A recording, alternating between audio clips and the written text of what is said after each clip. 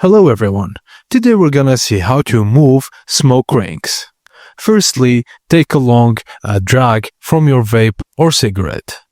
Keep your lips rounded like an O and your tongue at the bottom of your mouth. Use a gentle controlled cough or a diaphragm push to release a ring. Gently wave your hand behind the ring to push it forward. Do not move too fast as this can break the ring. A slow sweeping motion works best. Now, tap the side of the ring gently with your fingers to give it a spin or change its direction.